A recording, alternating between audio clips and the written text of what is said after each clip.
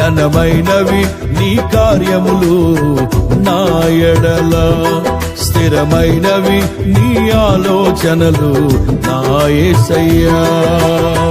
కృపలను పొందుచు కృతజ్ఞత కలిగి స్తుతులర్పించెదను అన్ని వేళలా.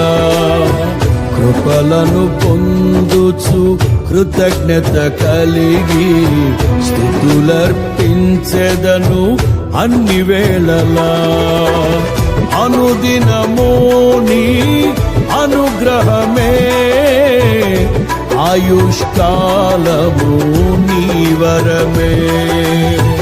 అనుదినము నీ అనుగ్రహమే, ఆయుష్కాలము నీ వరమే. ఘనమైనవి నీ కార్యములు నా ఎడల.